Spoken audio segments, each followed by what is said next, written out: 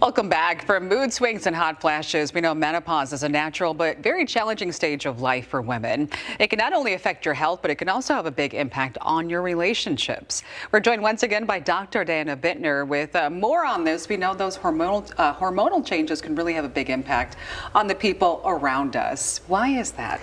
I think this is just fresh on mind. I've got patients who are struggling with relationships and trying to sort out, is it them? Is it their relationship? Is it changing values? Is it just being busy? Is it what? And menopause and hormone changes can have a big impact. Yeah, so is it a midlife crisis? I mean, there's so many different things that could have you questioning. What symptoms does menopause bring, first of all, along with the hormonal changes? Sure. So menopause brings poor sleep, for example. So we all know if we're not sleeping, it's hard to focus, it's hard to concentrate, it's hard to maybe be logical, right? Like we get stuck in that flight or fight. So we might overreact to things that normally we wouldn't.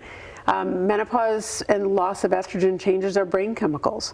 So when we don't have as much brain chemical, it's harder to focus, it's harder to feel joy, it's harder to problem solve. Right. So it can really affect our perception of the world around us, where maybe our partners haven't changed, our friends haven't changed, but our perception of what they're doing and saying changes. Right. And we know a lot of people even leave the workforce during this time. Exactly. So we know that 10% of women leave the workforce because they can't focus, they can't concentrate, they feel like they can't keep up with their coworkers, they might get really irritable. I've had patients who are like, I'm worried that I'm going to be fired at work because I keep kind of going postal on, so it's like it really can affect moods. I had a patient who said, can you get me back into D&W? She went postal on the cashier. Oh, no. And so she got kicked out. So I'm like, no, I can't, but let's keep you in Meijer and Aldi, right? So again, it can really affect our mood and how we perceive the world around us. Yeah, it's almost like you need a course or a program for people around you to kind of understand the changes that you're experiencing during that time. Exactly. We talk a lot about how do we talk about this with our families, with our coworkers,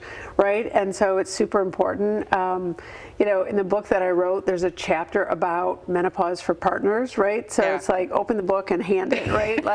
So it's just really important to be able to talk about this and really reflect, okay, maybe this is me and it's not my fault, but it's my hormones and I need to take responsibility and figure this out. Sure. What is, let's talk about Jane. What's happening with her? So Jane is 45 and her cycles are changing, her hormones are changing, she's not sleeping, she's hot flashing, she's gaining weight, she's really not feeling herself. And so, she was really more upset with her partner, with her kids, and really struggling with what is this? And so we took time to sort it out.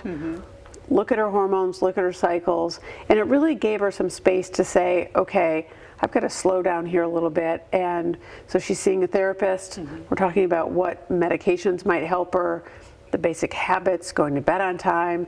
So it's a work in progress, but we're working on sorting it out and maybe not rushing to any decisions that could be premature. Major life decisions during that time could be tricky. Okay, so what is your takeaway tip? Takeaway tip is really think about, number one, what's your phase of ovarian function, and look at your relationships. And going home and being with your partner should be the easiest things you do. So take stock, give space, give yourself some grace, give everyone else grace.